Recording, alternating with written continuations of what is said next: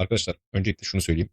What is Justice şarkısı aslında ilk dinleyişte sadece yüksek tempolu bir rock parçası gibi geliyor olabilir ama biraz dikkatli dinlediğinizde açıkçası altında inanılmaz dengeli yazılmış bir enstrümantasyon ve ciddi bir teknik yaklaşım yatıyor diyebiliriz. Hadi gelin sırayla şimdi gitardan davula, vokalden şarkının yapısına kadar tek tek inceleyelim.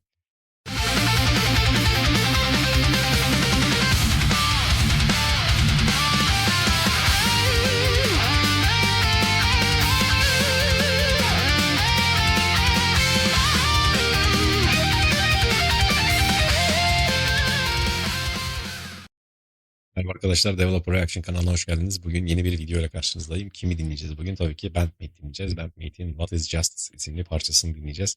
Biliyorsunuz onlar için bir oynatma listem var ve yaklaşık 30'a yaklaştı şu an çekmiş olduğum video sayısı.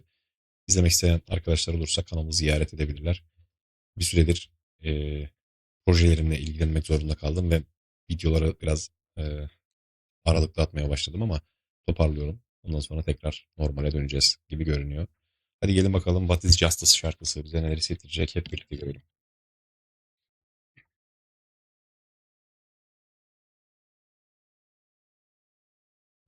Live bulamadım.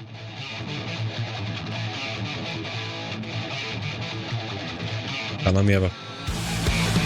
Bu arada müziği Kanami yapmış. Sözleri de Miku yazmış.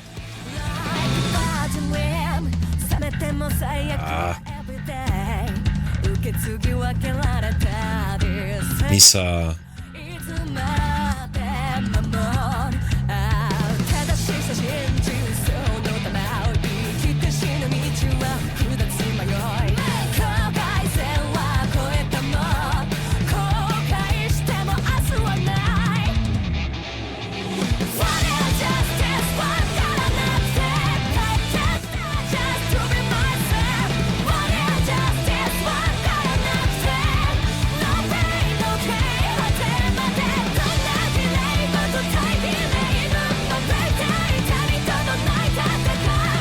Wow.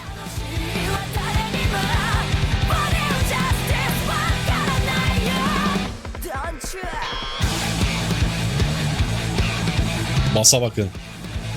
Akane'ye bakın.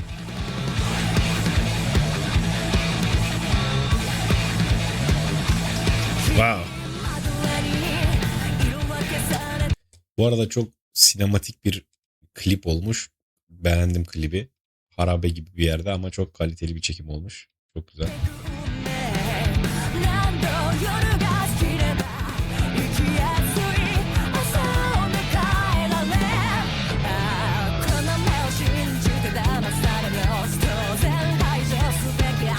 Çok güzel bir melodisi var bu arada.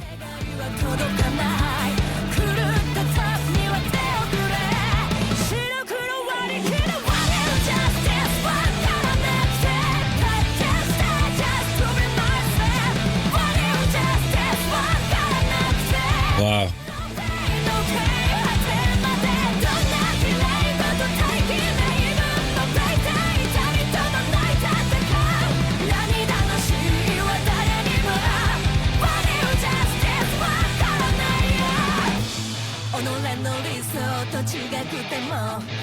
Wow.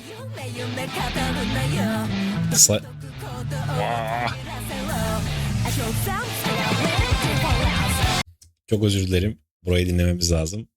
İkisi de şov yaptı. Saiki de şov yaptı. Misa da şov yaptı. Hep yaptıkları şey aslında ama.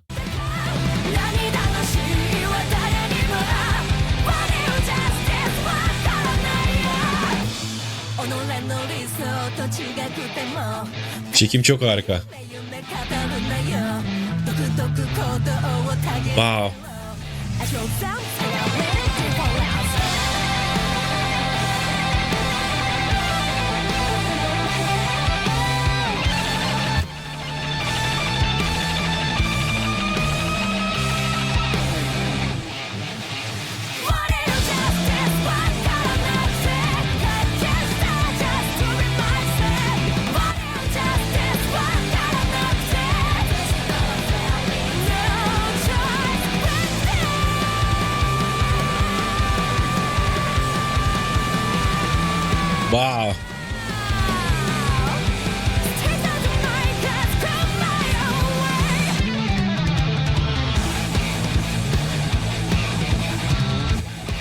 Mükemmel.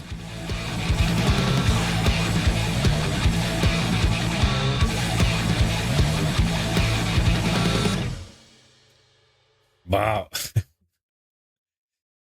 Evet. Bandmate'den daha altını artık beklemiyoruz zaten. Low Byte'da da Bandmate'de de altı kurtarmıyor artık bizi. O yüzden hep kaliteli işler bekliyoruz. What is Justice da onlardan bir tanesi olmuş. Yorumlara geçmeden önce şu özelliğimizi açalım ve slide gösterisi başlasın bir yandan. Eee, Arkadaşlar öncelikle şunu söyleyeyim. What is Justice şarkısı aslında ilk dinleyişte sadece yüksek tempolu bir rock parçası gibi geliyor olabilir ama biraz dikkatli dinlediğinizde açıkçası altında inanılmaz dengeli yazılmış bir enstrümantasyon ve ciddi bir teknik yaklaşım yatıyor diyebiliriz. Hadi gelin sırayla şimdi gitardan davula, vokalden şarkının yapısına kadar tek tek inceleyelim. Öncelikle ritmik yapıdan başlayalım. Şarkının temelini Akane'nin yüksek tempolu ve enerjik davul yazımı oluşturdu diyebiliriz. 185-190 civarında bir BPM'di şarkı ve bu baştan sona hiç düşmeyen bir enerji yarattı diyebiliriz. Ama burada önemli bir nokta var. Akane sürekli double bass kullanmak yerine daha böyle aksanlı ve groove odaklı vuruşlar kullandı. Bu sayede ritim hem yorucu olmadı hem de sürekli akılda akıcı kaldı. Zil kullanımında ise hi-hat varyasyonları ve crash aksanları dediğim gibi kilitli şekilde ilerledi. Harikaydı bu arada. Bu da şarkının o vurucu karakterini ciddi anlamda güçlendirdi diyebiliriz.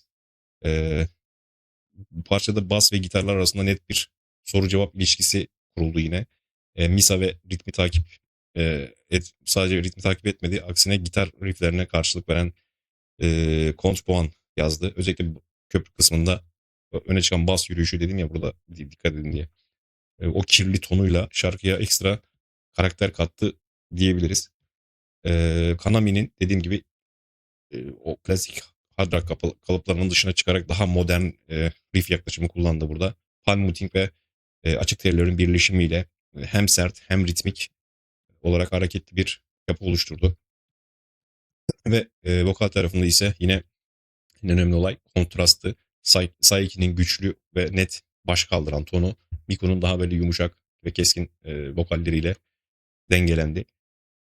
Nakarat kısmında ise Saiki vokali daha böyle dramatik bir hale geldi. Dikkat ettiyseniz What is Justice sorusunu sorarken o ses tonundaki vurgu parçanın dediğim gibi duygusal zirvesini oluşturdu diyebiliriz.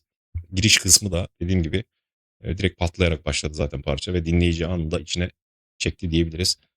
Solo bölümünde Kanami teknik gösterişten ziyade böyle şarkının kaotik atmosferine hizmet eden bir yapı tercih etti. Hızlı legato geçişleri, ardından gelen melodik çözülmeler dikkat çekti diyebiliriz. Köprü kısmında yine enstrümanlar kısa süreli yine sadeleşti dikkat ettiyseniz ve bas çıktı, öne çıktı. Ardından tekrar zirveye çıkıldı diyebiliriz. Bu da şarkının o güçlü dinamik kırılma anlarından bir tanesi oldu diyebiliriz. Şarkı adalet nedir sorusunu soruyor dikkat ettiyseniz ama cevabını vermiyor. Dolayısıyla bunun yerine adaletin belirsizliğini, toplumsal ve bireysel çelişkileri ve doğrunun çoğu zaman göreceli olduğunu hissettiriyor sözlerine bakılınca. Ayrıca dediğim gibi mükemmel bir iş ortaya çıkmış yine Bandmate'in daha altını beklemiyoruz. Kısacası bu şarkı yine dediğim gibi teknik olarak karmaşık olmaya çalışmıyor. Ama her enstrüman bilinçli yazıldığı, çok dengeli, modern rock, metal işi diyebiliriz. Eğer bu tarz taktikleri seviyorsanız beğenmeyi, kanala abone olmayı ve videoya destek olmayı unutmayın. Tekrar görüşmek üzere. Hoşçakalın.